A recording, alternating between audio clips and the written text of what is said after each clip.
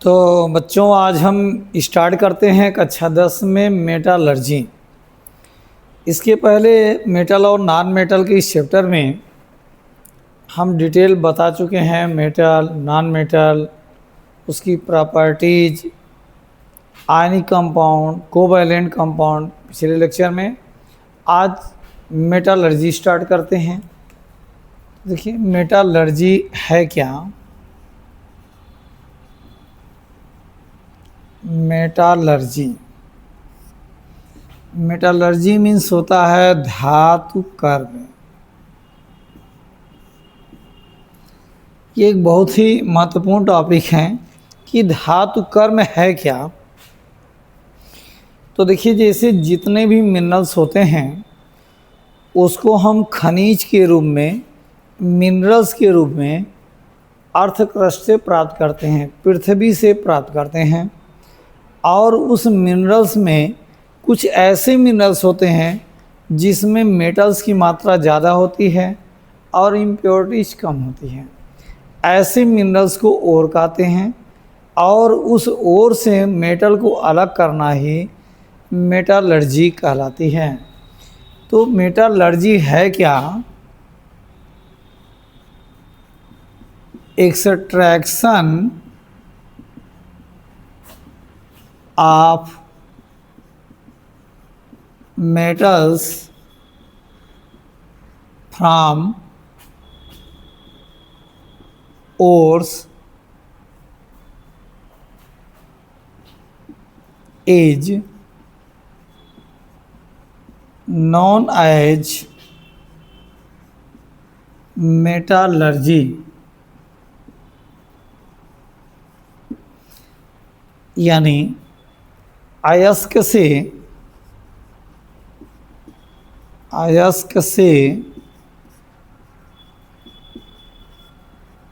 धातुओं को प्राप्त करना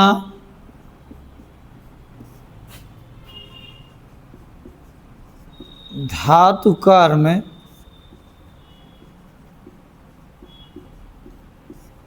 कहलाता है। तो अयस्क से धातुओं को प्राप्त करना ही धातु कर्म कहलाता है। अब हम लोग देखेंगे मिनरल्स क्या है। मिनरल्स यानी खनिज। तो जो देखो खनिज क्या है, जो धातुएं होती हैं वो कुछ धातुएं अर्थ में स्वतंत्र फ्री स्टेट में पाई जाती हैं, कुछ कंबाइन स्टेट में होती हैं। तो जितने भी धातुओं के पाए जाते हैं कंबाइन स्टेट में उन्हीं को हम खनिज कहते हैं।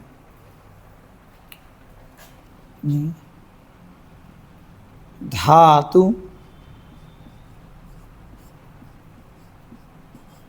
जो पृथ्वी अर्थ क्रस्ट में जिस रूप में पाई जाती हैं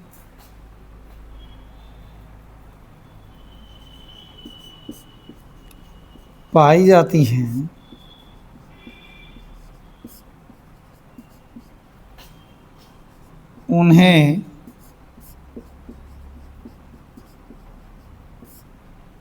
खनिज कहते हैं। उन्हें खनिज कहते हैं। तो जिस रूप में मेटल्स पाए जाते हैं उन्हें हम क्या बोलते हैं, मिनरल्स बोलते हैं।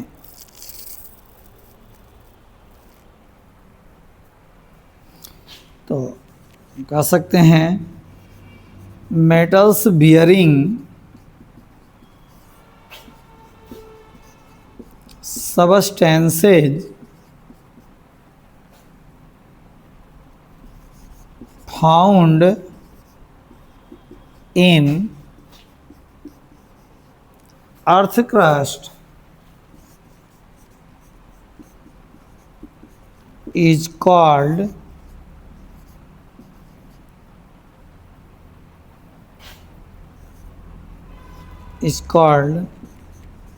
minerals।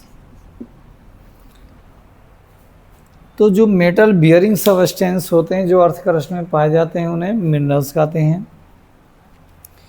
अब उस मिनरल्स में भी कुछ ऐसे मिनरल्स होते हैं जो मेटल इनरिच होते हैं, जिसमें मेटल्स की मात्रा ज़्यादा पाई जाती है, उसे ओर कहते हैं। ओर मतलब अयस्क।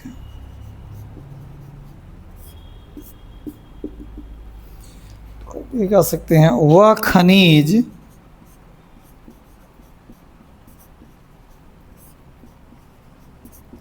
जिसमें धातु की मात्रा अधिक एवं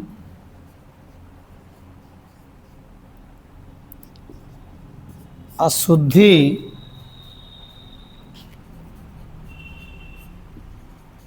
कम होती है, उसे अयस्क कहते हैं।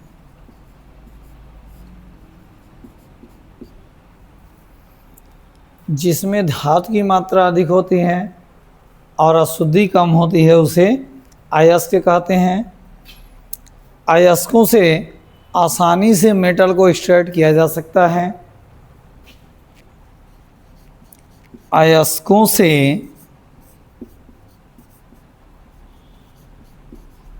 धातुओं का निष्कर्षण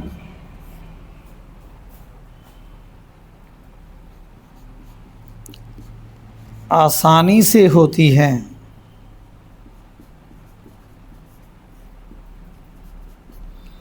तो देखिए, मिनरल्स में ही वह मिनरल्स जिससे आसानी से हम धातुओं को सेपरेट कर सकें, वह अयस्क कहलाती हैं।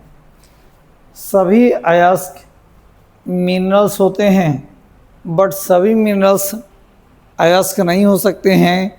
केवल वही मिनरल्स अयस्क होते हैं जिसमें मेटल्स की मात्रा ज़्यादा होती है। इसे नोट कर लीजिए, फिर इंग्लिश में भी बताते हैं।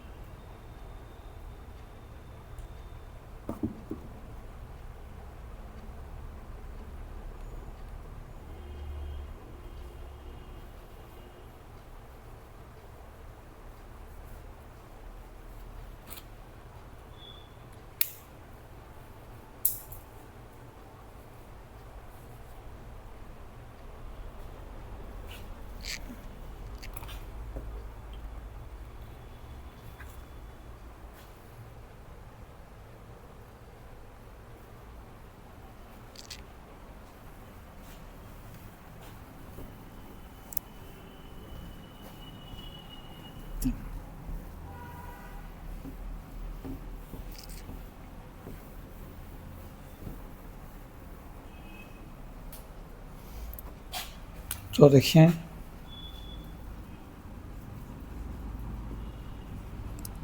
minerals from which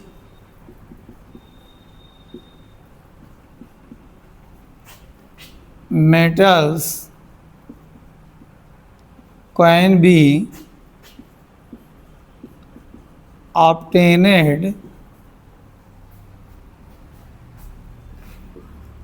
is called ores। ऐसे मिनरल्स जिससे मेटल्स को ऑब्टेन करते हैं और कहलाते हैं। All ores all ores are minerals, but all minerals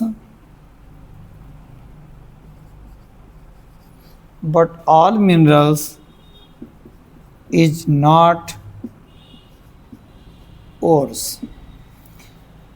जो देखो सभी मिनरल्स जो होते हैं और नहीं हो सकते हैं, केवल कुछ ही मिनरल्स और होते हैं जिसमें मेटल्स की मात्रा ज़्यादा होती है और इम्प्योरिटीज कम होती हैं। तो इसे नोट कर लीजिए।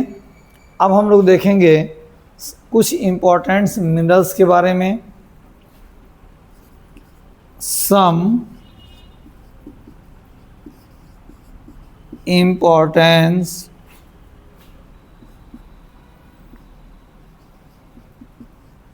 Minerals are ores. कुछ इम्पोर्टेंट मिनरल्स या ओर को देखेंगे। For example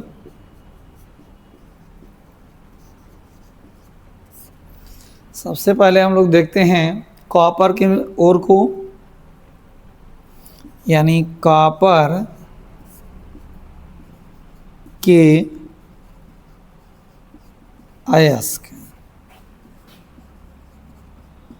ores of copper C. देखिए कॉपर के कौन कौन से ओर हैं। तो पहला है कॉपर पायराइट। पहला क्या है? Copper pyrite CuFeS2।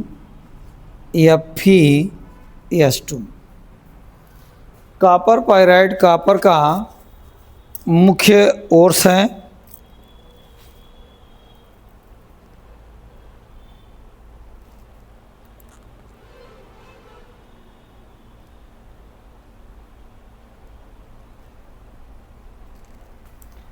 दूसरा कैलोसाइट्स,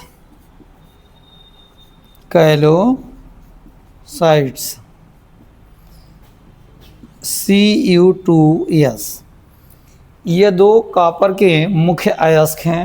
कॉपर पायराइट CuFeS2, कैलोसाइट्स Cus। इसे नोट कर लीजिए।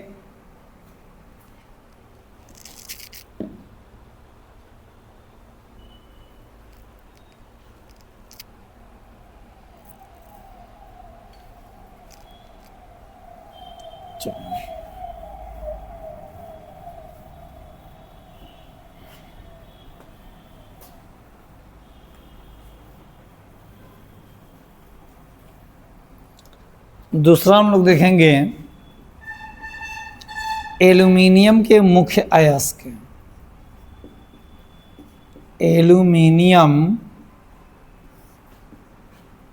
के मुख्य अयस्क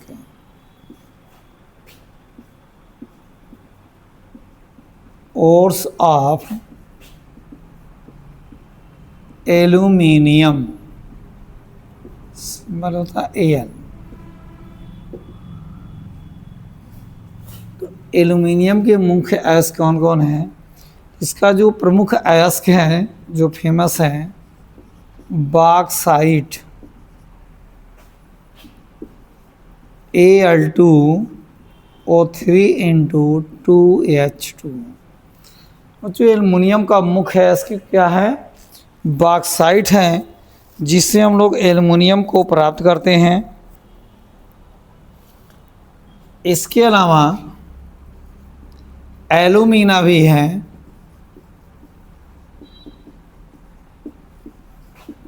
Al2O3 ये मुख्य अयस्क हैं। तीसरा हम लोग देखेंगे जिंक के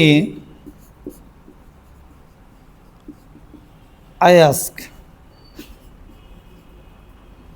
ओर ऑफ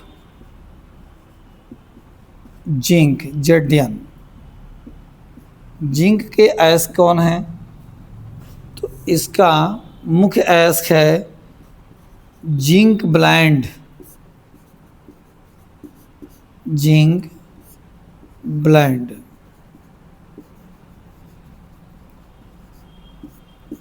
इसका सूत्र है ZnS। चौथा, लेड की लेड का अयस्क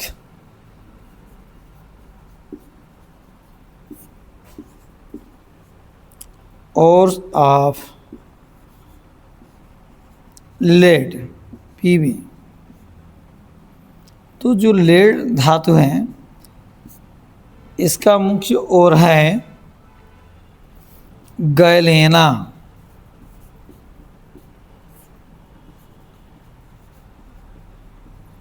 गैलेना PbS। इसे नोट कर लीजिए।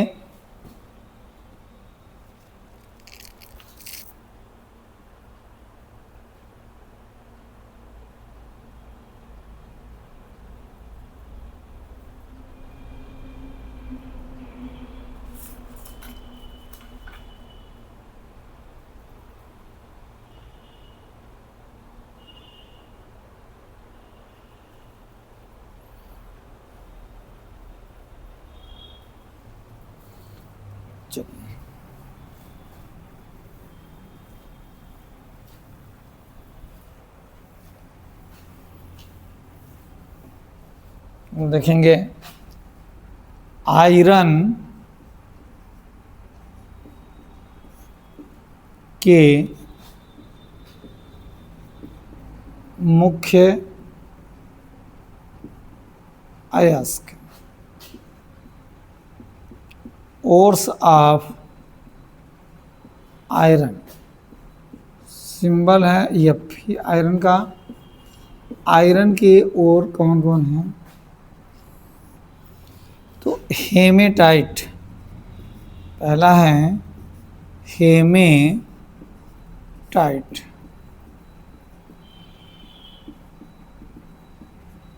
Haematite Fe2O3। दूसरा है मैग्नेटाइट।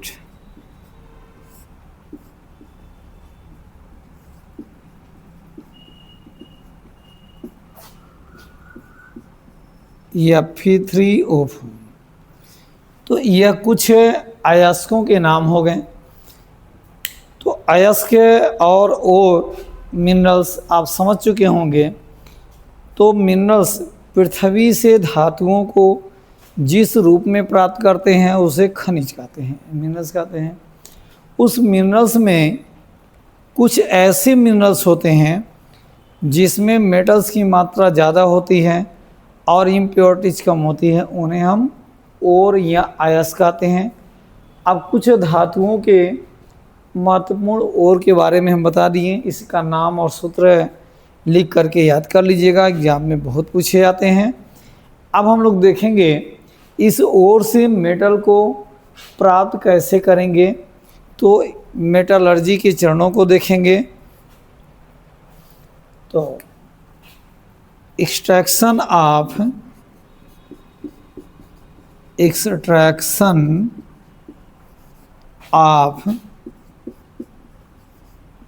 metals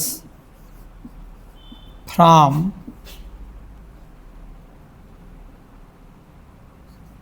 ores।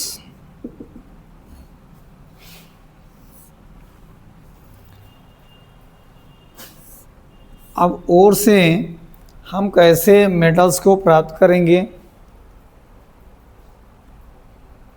अब देखिए, मेटल्स को प्राप्त करने से पहले हमें कुछ और चीज़ों को जानना होगा कि ये क्या होते हैं। तो देखिए, इसमें आ जाता है, पहला आ जाता है फ्लक्स। फ्लक्स क्या होते हैं? फ्लक्स मीन्स होता है गालक।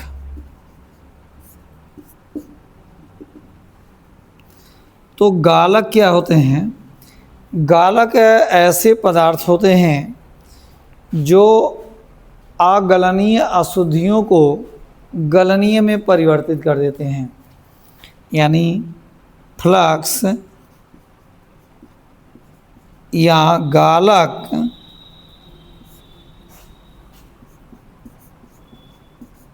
ऐसे पदार्थ होते हैं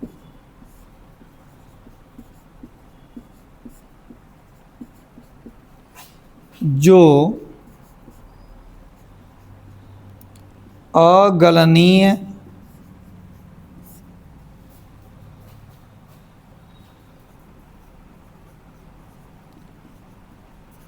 अशुद्धियों को गलनीय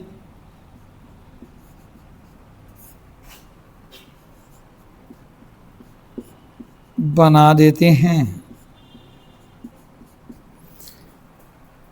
यानी गालक ऐसे पदार्थ होते हैं जो अगलनीय अशुद्धियों को गलनीय कर देते हैं।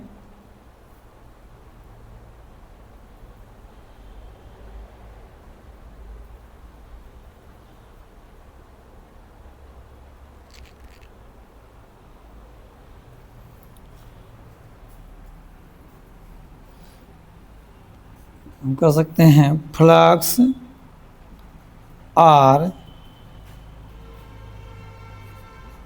Usable for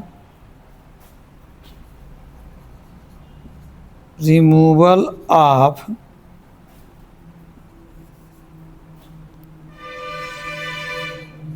non fusible impurities।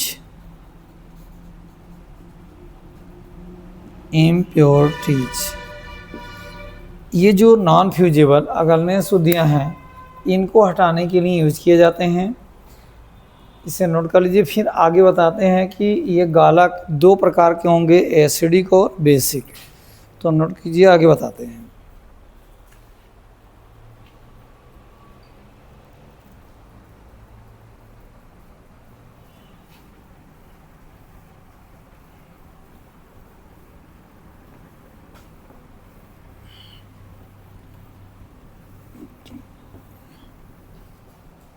कि जो फ्लक्स हैं यह दो प्रकार के होते हैं। गालक यानी फ्लक्स के प्रकार, ये दो प्रकार के होते हैं। पहला है अम्लीय गालक,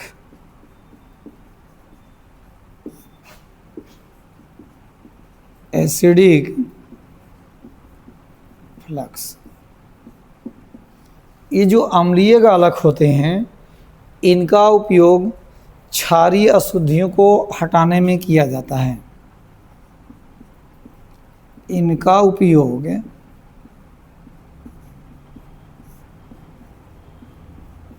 क्षारीय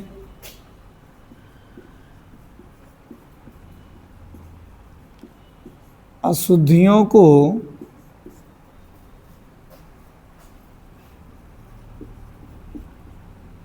हटाने में किया जाता है। यानी जो एसिडिक फ्लक्स होंगे इनके द्वारा बेसिक इम्प्योरिटीज को हटाए जाएंगे, जैसे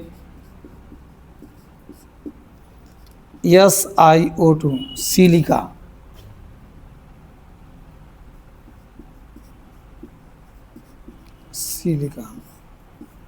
यह अम्लीय गालक है। दूसरा होता है क्षारीय गालक।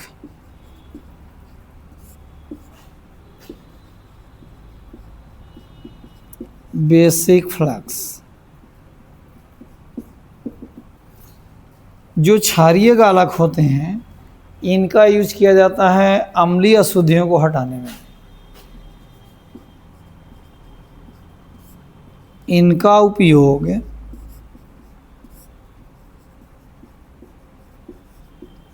अम्लीय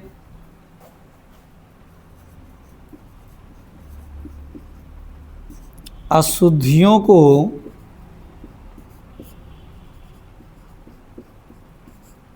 हटाने में किया जाता है।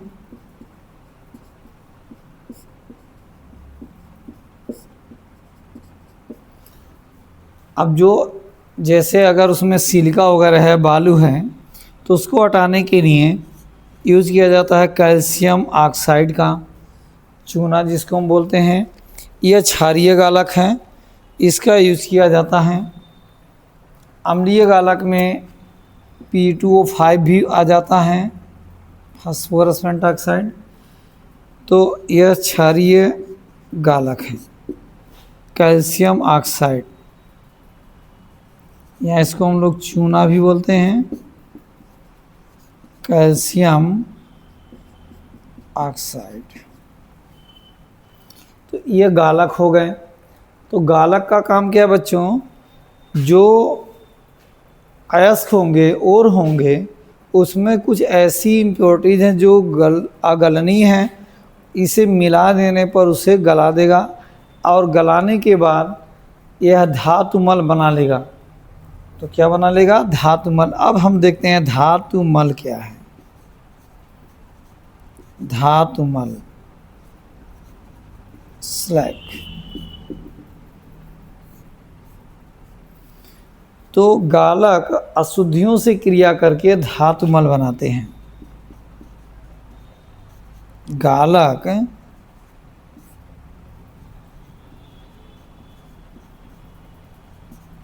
अशुद्धियों से क्रिया करके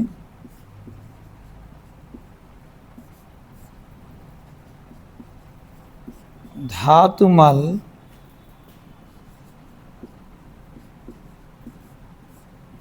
बनाते हैं।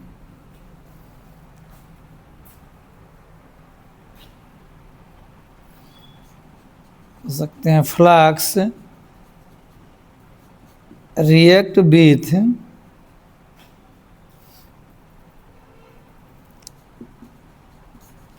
impurities to form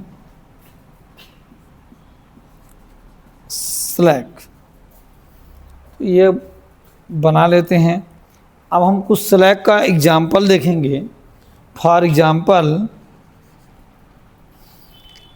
अगर अयस्क में रेत पाई जाती है, बालू पाई जाती है, तो उसे दूर करने के लिए इसमें चूना से क्रिया करा देंगे। तो यह क्रिया करके बना लेगा CaSiO3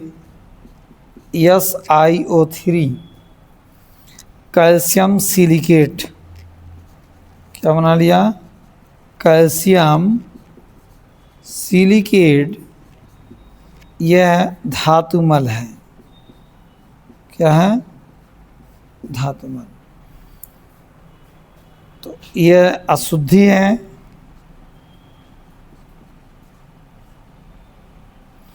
और यह गालक है।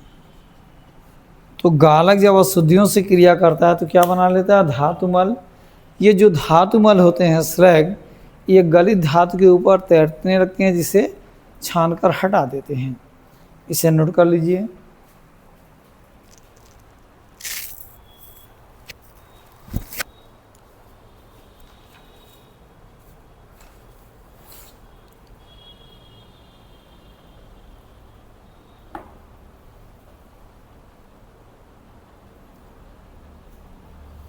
चलिए,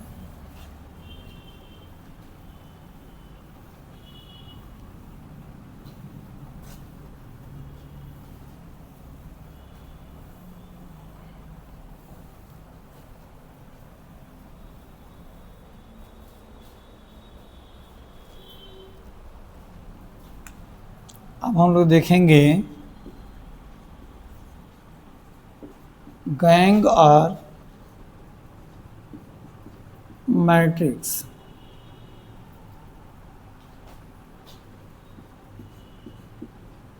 गैंग या अधात्री, ये क्या होते हैं गैंग या अधात्री? तो अयस्क में जो इम्प्योरिटीज़ हैं उन्हीं इम्प्योरिटीज़ को गैंग या अधात्री कहते हैं। तो हम कह सकते हैं अयस्क में उपस्थित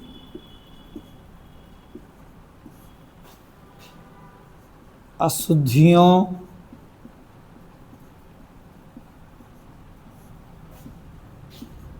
जैसे रेत, कंकड़, पत्थर, मिट्टी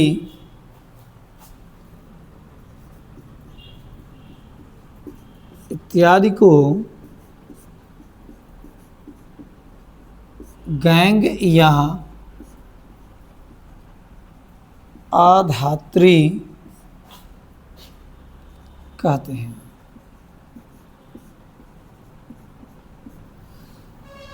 तो जो अयस्क में मिट्टी, बालू, कंकड़, पत्थर इत्यादि मौजूद होते हैं उन्हीं अशुद्धियों को गैंग या अधात्री कहा जाता है। अब इसके बाद हम लोग देखेंगे मेटल का जो एक्सट्रैक्शन होगा उसके कौन कौन से चरण हैं। तो धातु कर्म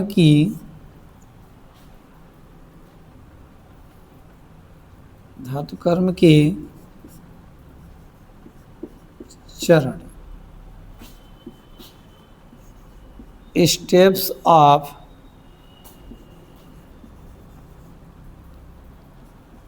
मेटालर्जी, धातु कर्म के चरण कौन कौन से स्टेप के द्वारा हम धातुओं को अलग करते हैं। तो पहला स्टेप इसमें होता है क्रशिंग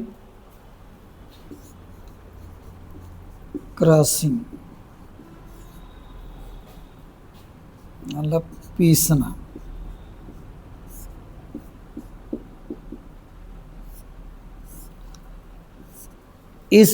ये पहला चरण है मेटलर्जी का। इसमें जो बड़े बड़े बोल्डर होते हैं, खनिज बोल्डरों के रूप में प्राप्त होते हैं, उसे क्रशर मशीन द्वारा छोटे छोटे टुकड़ों या पाउडर में पीस दिया जाता है। तो इसमें लिखा जाएगा अयस्क पृथ्वी से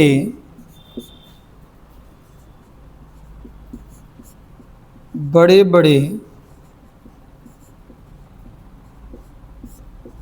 बोल्डर के रूप में प्राप्त होते हैं।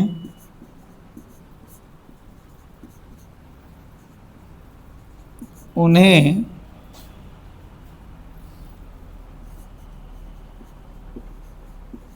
क्रशर मशीन द्वारा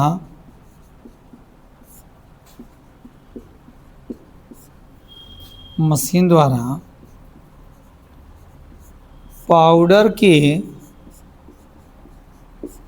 रूप में पीसना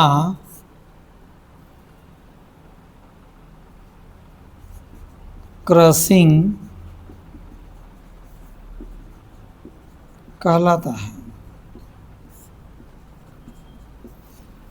पीसने से बहुत से अशुद्धियों को आसानी से हटाया जा सकता है। तो ये पहला स्टेप है, इसको क्रशिंग किया जाता है। इसे नोट कर लीजिए।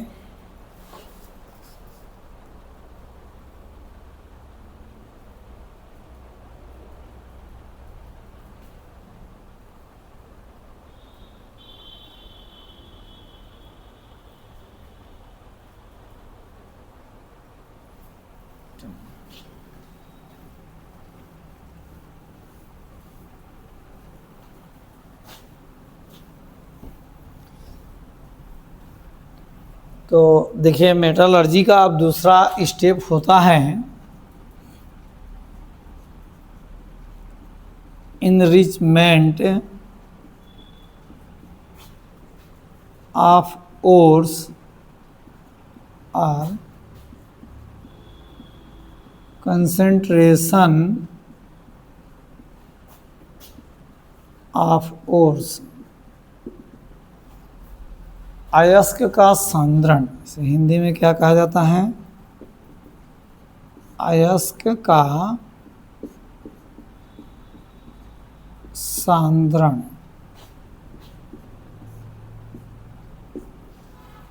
अब सांद्रण करने की कई विधियां हैं। इसे सबसे पहले जो ऑक्साइड अयस्क हैं उनका सांद्रण कैसे करते हैं? तो पहला है ऑक्साइड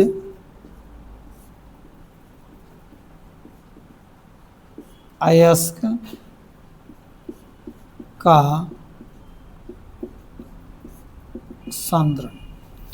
तो देखिए ऑक्साइड अयस्क होते हैं जैसे हेमेटाइट, मैग्नेटाइट, बॉक्साइट। तो उसमें मिट्टी बालू वगैरह को दूर करने के लिए अयस्क को छोटे छोटे टुकड़ों में तोड़ करके और इसको गिरती हुई जल के धारा में धोते हैं। ये जल गिर रहा है तो इसको धोएंगे तो मिट्टी बालू इत्यादि की बहुत से अशुद्धियाँ इससे बह करके साफ हो जाएंगी। तो इस प्रकार ऑक्साइड अयस्कों का सांद्रण करते हैं।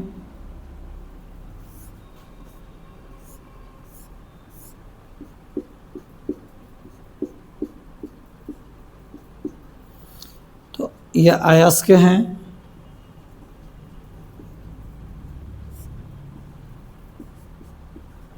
टुकड़े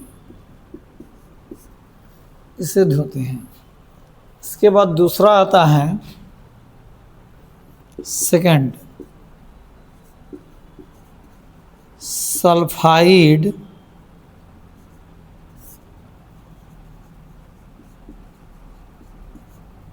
अयस्कों का सांद्रण। तो ऑक्साइड अयस्क में देखिए कौन कौन आ जाएंगे, जैसे बॉक्साइट हैं,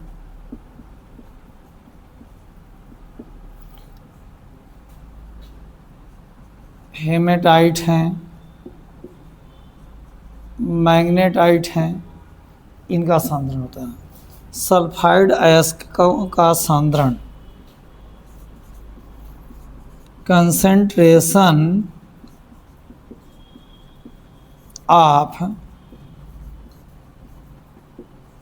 सल्फाइड ओर्स।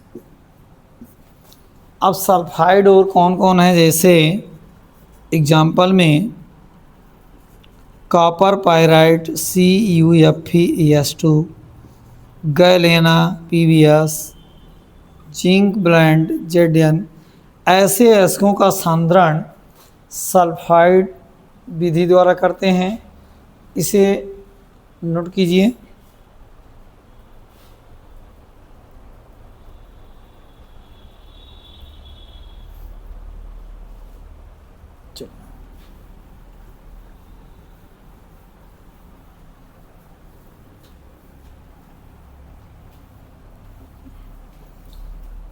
देखिए सल्फाइड अयस्कों का सांद्रण करने के लिए एक टैंक लेते हैं।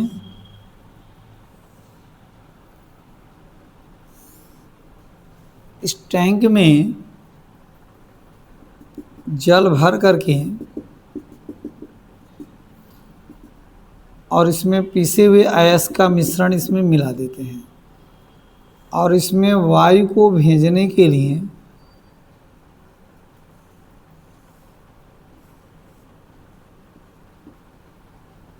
एक टूयर लगा दी जाती है। इसके द्वारा वायु का झोंका भेजा जाएगा। इसका नाम है टूयर। और इसमें मिला दिया जाता है जल प्लस पिसा हुआ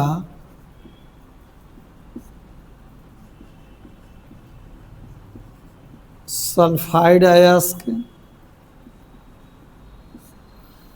और मिला दिया जाता है थोड़ा सा चीड़ का तेल एवं पोटेशियम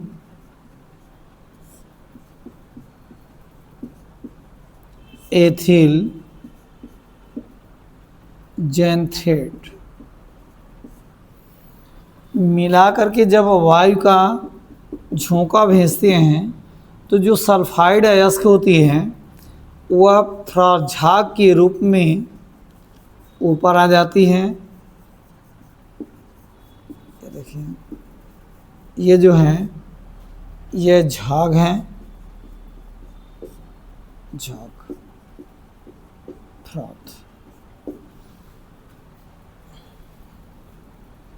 ये झाग किसका है? सल्फाइड अयस्क का। किसका झाग है? और जो मिट्टी बालू की अशुद्धियाँ होती हैं वो नीचे बैठ जाएंगी पेंदे में। अशुद्धियाँ कहाँ आ गई? पेंदे में। इस झाग को छान करके सुखवा लेंगे। इसे बोलते हैं फेन प्लवन विधि। कौन सी विधि है? फेन प्लवन विधि। तो इस विधि द्वारा सल्फाइड अयस्कों का सांद्रण करते हैं। इसमें पिसे हुए अयस्क को जल से भरे एक टैंक में डालते हैं। ये टैंक है।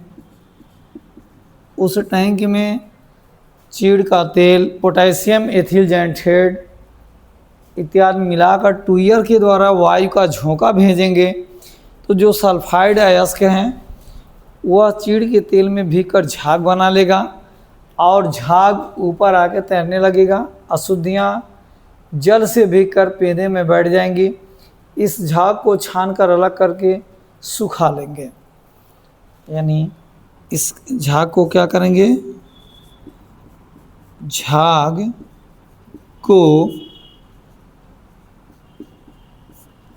छानकर सुखा लेते हैं।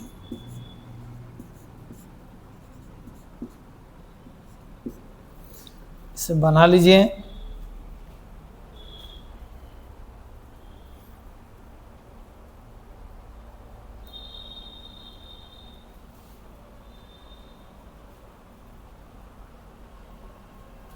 चलिए,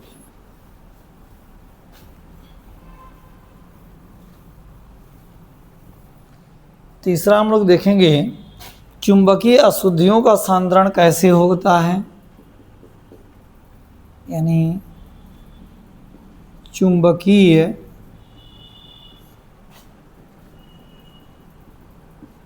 अयस्कों का सांद्रण।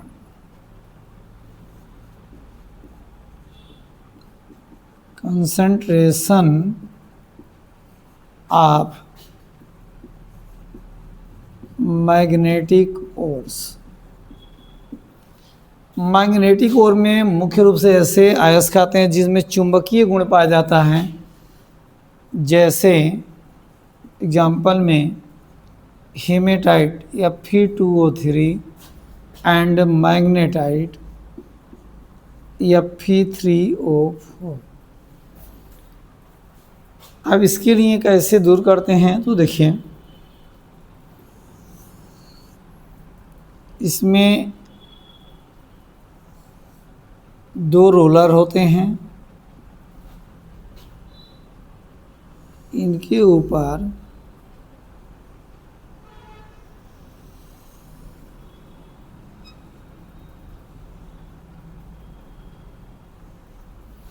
एक मैग्नेटिक बेल्ट घूमता है।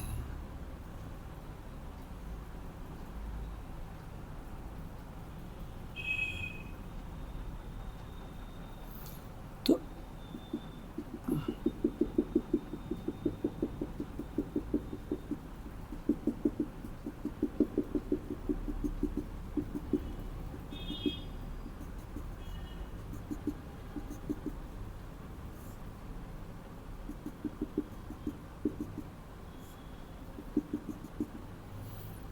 तो देखिए यह है चुंबकीय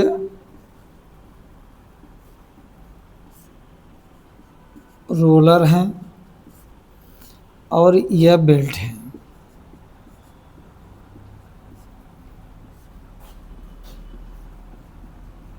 पिसा हुआ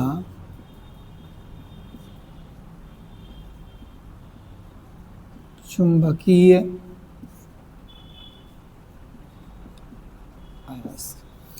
जब इस पर गिरता है, देखिए यह पुली इस डायरेक्शन में घूम रही है, तो जो मिट्टी बालू वगैरह की अशुद्धियां हैं, ये चुंबकीय न होने के कारण ये झटके से आगे आ जाते हैं और चुंबकीय अयस्क यहाँ आ जाते हैं। तो देखिए ये हो जाएगा चुंबकीय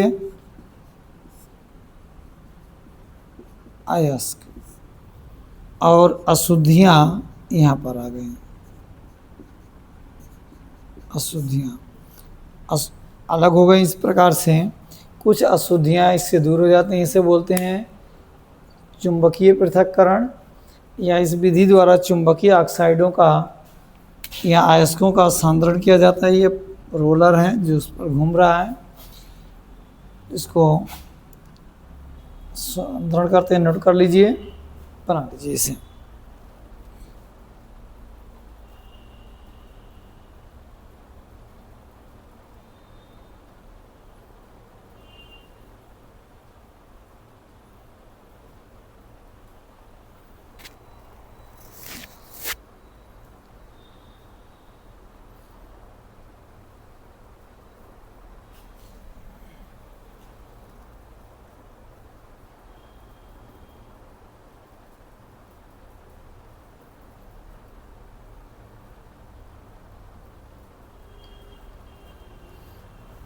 चौथा हम लोग देखेंगे अब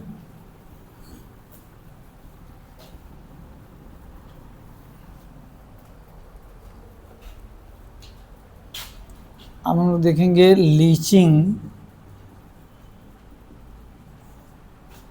और केमिकल सेपरेशन। रासायनिक विधि द्वारा पृथक्करण। रासायनिक विधि द्वारा पृथक्करण। तो देखिए कुछ ऐसे भी अयस्क होते हैं जिनका पृथक्करण हम रासायनिक विधि द्वारा करते हैं। इसमें जैसे हम लेते हैं एल्यूमिना Al2O3, यह एल्युमिनियम का अयस्क है। किसका अयस्क है? एल्युमिनियम का अयस्क। इसको सोडियम हाइड्रॉक्साइड से क्रिया कराते हैं। किससे क्रिया करा देते हैं? कास्टिक सोडा से।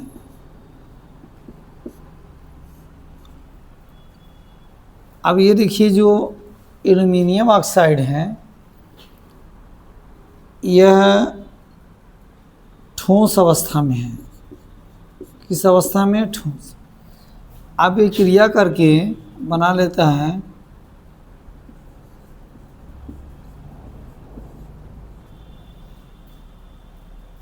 NaAlO2 plus H2, sodium Meta aluminate. क्या बना लिया?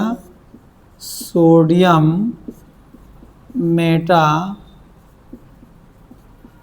एल्यूमिनेट।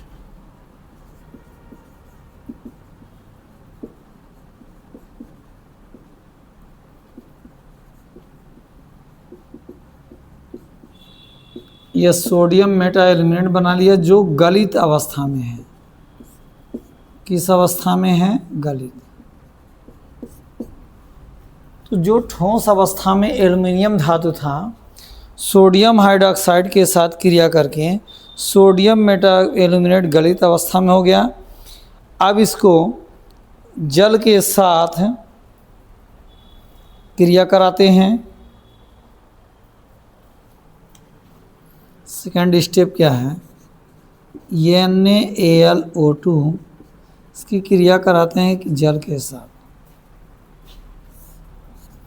इसको हिलाते हैं, ये कॉस हो गया है यहाँ, तो ये बनाता है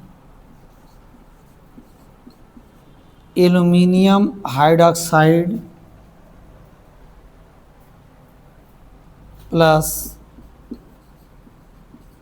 NaOH।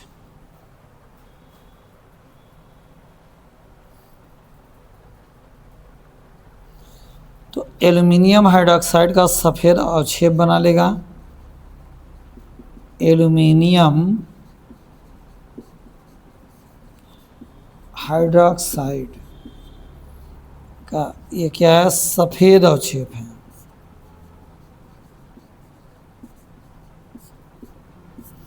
इस अवक्षेप को छान करके सुखा लेंगे, सुखाने के बाद इसको गर्म करेंगे।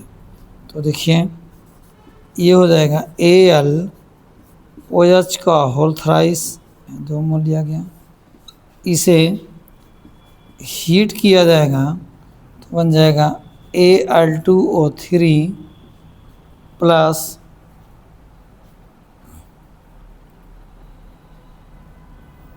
H2O। अब इसको बोला जाएगा एल्युमिनियम ऑक्साइड।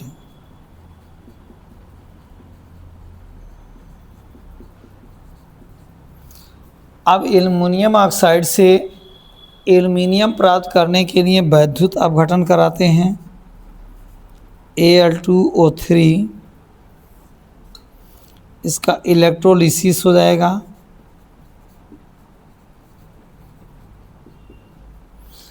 तो देखिए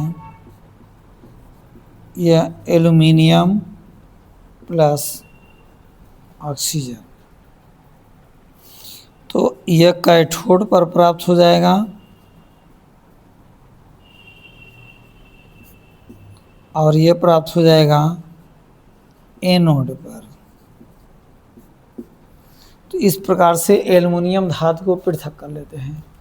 इसे नोट कर लीजिए।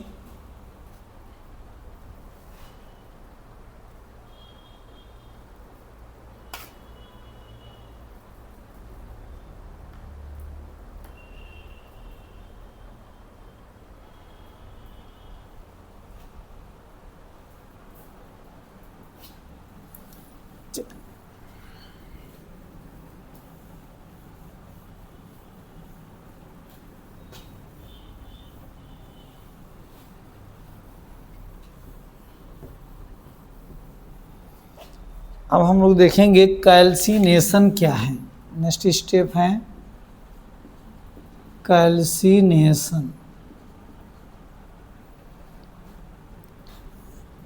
कैल्सिनेशन ऐसा प्रोसेस है जिसमें सांद्रित अयस्क को वायु की अनुपस्थिति में गर्म करते हैं। यानी कैल्सिनेशन वह क्रिया है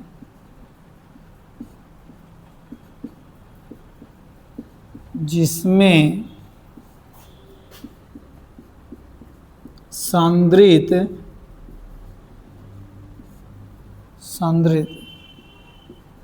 कंसंट्रेटेड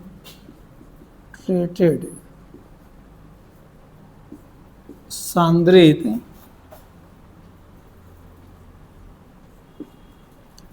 अयस्क को वायु की अनुपस्थिति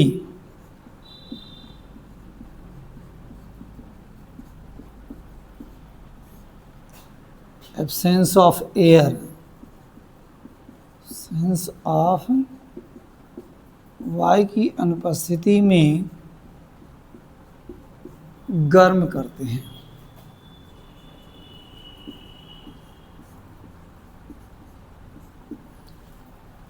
तो गर्म करते हैं तो इसमें कौन कौन सी क्रियाएं होती हैं, देखिए इसमें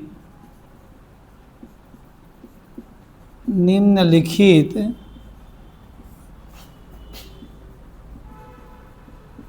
क्रियाएं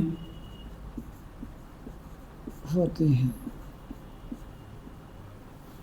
तो देखिए कौन कौन सी क्रिया होती हैं। पहला ये होता है कि जो नमी होती है वो दूर हो जाती है, नमी दूर हो जाती है।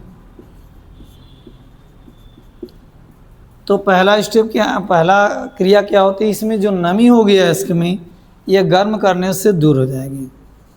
दूसरा, कार्बोनेट अयस्क ऑक्साइड में चेंज हो जाते हैं।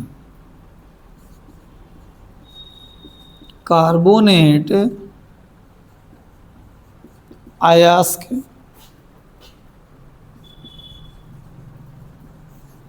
Change into oxide, for example calcium carbonate. यह हीट करने पर कैल्शियम ऑक्साइड और CO2 में टूट जाएगा। जिंक कार्बोनेट है, यह हीट करने पर जिंक ऑक्साइड और CO2 में टूट जाता है। तो इस प्रकार जो कार्बोनेट खनिज होंगे यह टूट जाएंगे अपने ऑक्साइडों में।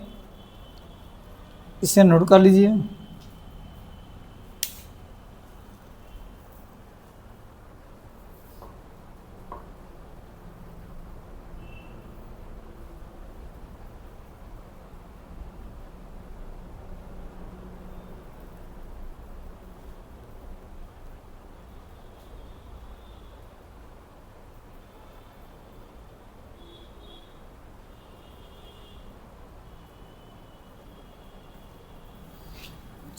नेक्स्ट स्टेप को हम लोग देखेंगे अब।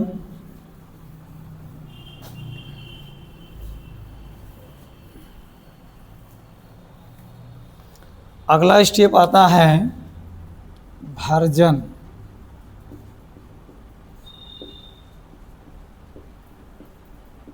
रोस्टिंग। रोस्टिंग क्या है, जो कैल्सिनेशन के बाद अयस्क को वायु की उपस्थिति में गर्म करते हैं। कैल्सिनेशन के बाद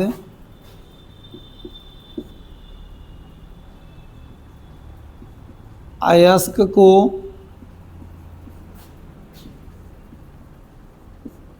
वायु की उपस्थिति में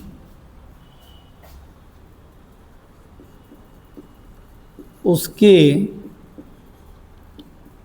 गलनांक, मेल्टिंग पॉइंट से कुछ कम ताप पर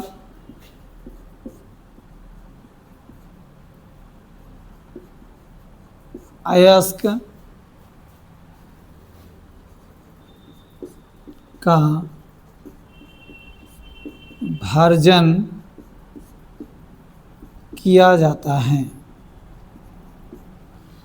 अब इसमें भर्जन करने से जो सल्फाइड अयस्क होते हैं वह ऑक्साइड में चेंज हो जाते हैं। जैसे अब इसमें देखिए होता क्या है, sulphide ores change into oxide. For example, zinc sulphide है। देखिए एयर के साथ क्रिया कराया गया, ये बदल जाएगा। देखिए जिंक ऑक्साइड प्लस SO2। तो यहाँ देखिए 2 जिंक है, जिंक ऑक्साइड 2 मोल बन जाएगा और 2 सल्फर, तो यहाँ 2SO2, तो यहाँ 3O2। यानी जो जिंक सल्फाइड है, जिंक सल्फाइड ये किस में चेंज हो गया? जिंक ऑक्साइड में। इसी प्रकार अगर आयरन का ऑक्साइड है,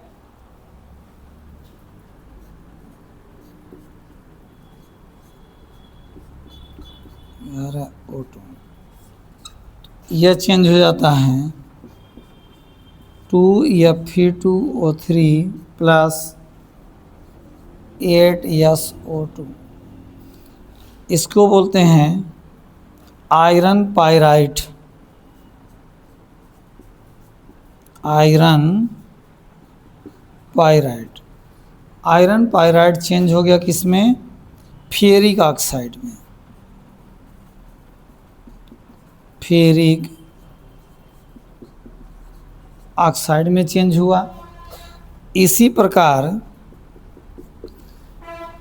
अगर हम लोग लेड सल्फाइड गैलेना है, यह गैलेना, यह एयर के द्वारा, ये सभी एयर हैं,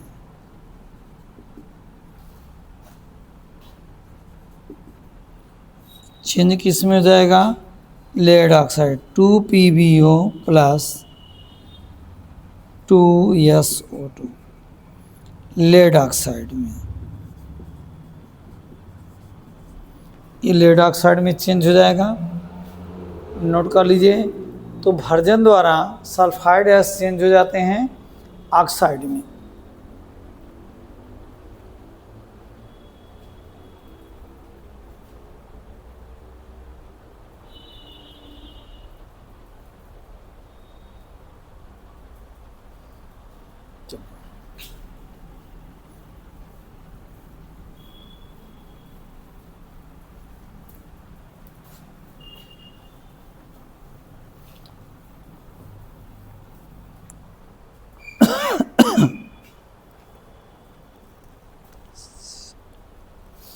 देखिए भर्जन में ही मरकरी का अयस्क है HgS सीना बार। अगर सीना बार को एयर के साथ रोस्टिंग कराते हैं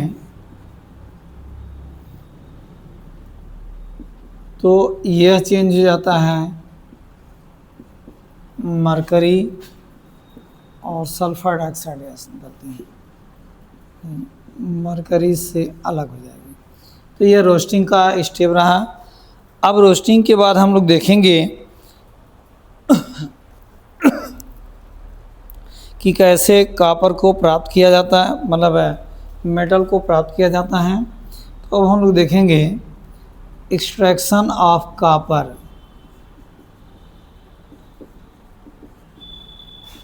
ऑफ कॉपर,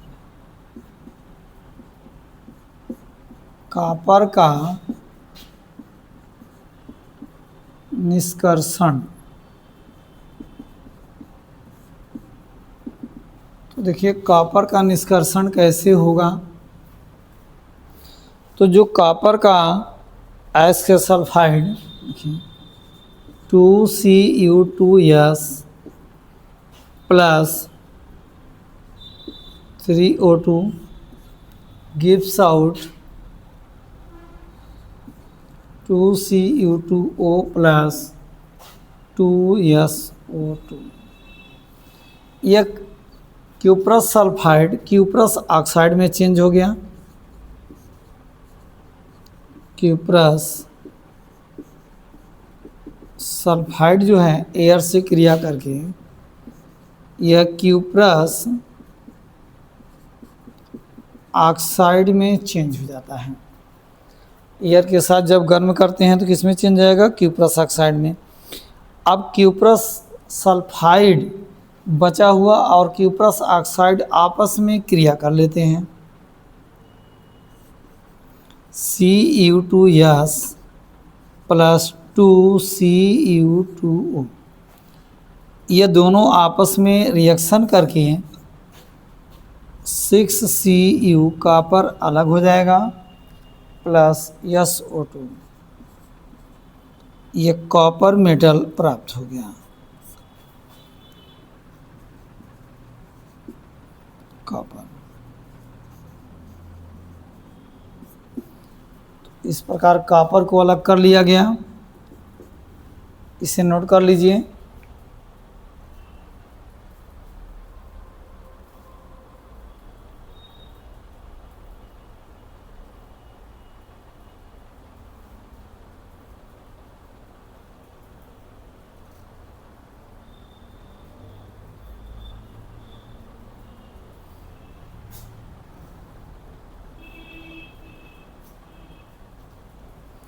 चलिए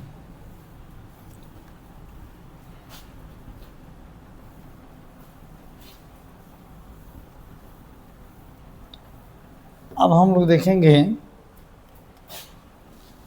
second, extraction of mercury.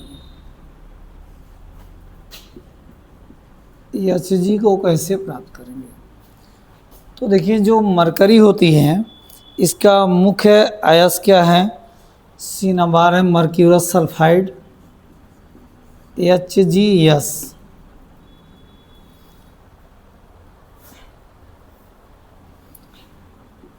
HgS है, इसको एयर के साथ हीट करते हैं तो यह है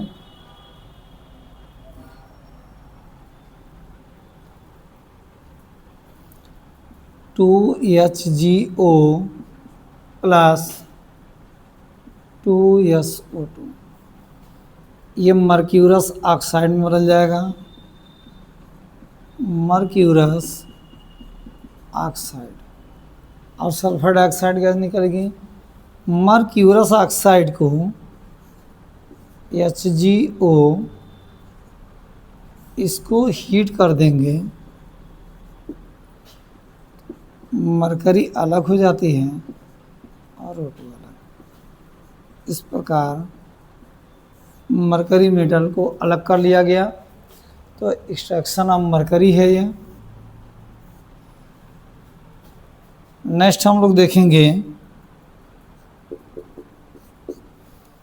एक्सट्रैक्शन ऑफ जिंक।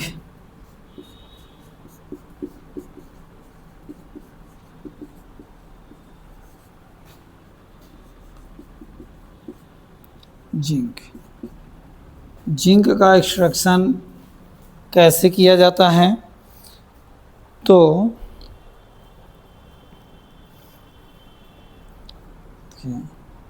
जो जिंक सल्फाइड है इसको एयर के साथ क्रिया कराते हैं,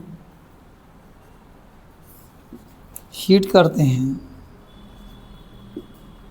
ये बना लेता है zinc oxide plus sulphur dioxide gas, यहाँ 2 मोल होगा। जिंक ऑक्साइड को कोक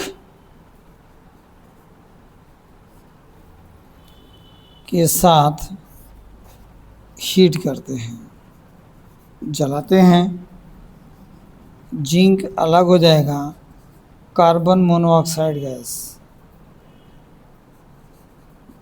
कार्बन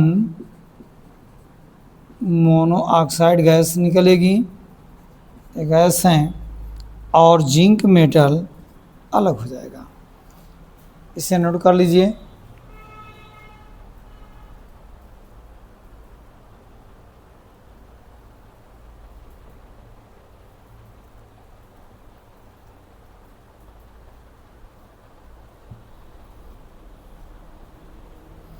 चलिए चौथा हम लोग देखेंगे अब एक्सट्रैक्शन ऑफ लेड को।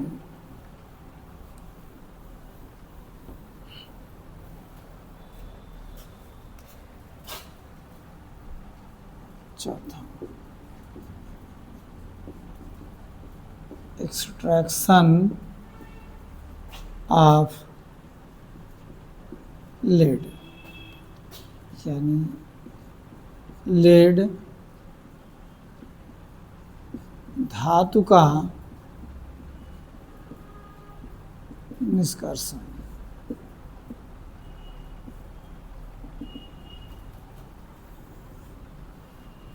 लेड धातु का निष्कर्षण, ये ज़्यादा ऊपर हो जा रहा है, नहीं। चौथा देखिए एक्सट्रैक्शन ऑफ लेड, लेड का निष्कर्षण। तो देखिए जिसका मुख्य एस जैसे PVS था और इसको एयर के साथ हीट किया गया, तो ये लेड ऑक्साइड में चेंज हो जाएगा और सल्फर डाइऑक्साइड गैस, ये लेड ऑक्साइड है। लेड ऑक्साइड को कोक के साथ हीट कर देंगे तो लेड अलग हो गया और कार्बन मोनोऑक्साइड, ये लेड धातु प्राप्त हो गया plus carbon mono oxide gas. इस प्रकार से धातुओं को हम अलग कर लेते हैं। तो बच्चों इस लेक्चर में हमने मेटालर्जी को बताया कि कैसे खनिज से या अयस्क से हम धातुओं को अलग करते हैं। धातुओं को अलग करने के कई स्टेप हैं, जैसे कंसंट्रेशन में 2-3 स्टेप हैं। धोना, उसको फेन पलवन विधि द्वारा सांद्रण करना, चुंबकीय पृथक्करण विधि द्वारा सांद्रण करना, उसके बाद कैल्सिनेशन, फिर रोस्टिंग के बाद कैसे मेटल्स को अलग करेंगे। तो अलग अलग मेटल्स के बारे में बता दिए, कैसे हम लेड को प्राप्त करेंगे, कैसे मरकरी को प्राप्त करेंगे, कैसे जिंक को। तो सभी के बारे में अलग अलग हमने रिएक्शन से लिख दिया। एग्ज़ाम में यही रिएक्शन आवश्यक होते हैं लिखना, तो आप इसे अच्छी तरह से लिख लीजिए। अब अगले लेक्चर में हम बताएंगे कि जो ये धातु प्राप्त हुए इनमें भी अभी कुछ ना कुछ अशुद्धि होती है, तो इन अशुद्धियों को कैसे दूर करेंगे। तो इसको वैद्युत अपघटनी विधि द्वारा धातुओं के शोधन के बारे में बताएंगे। और आगे हम बताएंगे छोटे छोटे कुछ और टॉपिक्स हैं, जैसे गैल्वेनाइजेशन वगैरह क्या हैं, इसको हम बताएंगे। तो आप इसे अच्छी तरह से अपनी कॉपी में नोट बना करके पढ़िए, अपने दोस्तों को भी बताइए और वीडियो को कमेंट्स और लाइक कर दें, सब्सक्राइब भी कर दें, अपने दोस्तों को भी बताएं सब्सक्राइब कर लें और इससे पढ़ें और अच्छी से तैयारी किए ताकि बोर्ड एग्ज़ाम में उनके अच्छे नंबर आएँ। ये पूरा हम आपको NCERT सिलेबस पढ़ा रहे हैं, NCERT सिलेबस से ही पूरा पेपर बनता है, तो इसलिए इसे अच्छी तरह से आप लोग पढ़ें। धन्यवाद।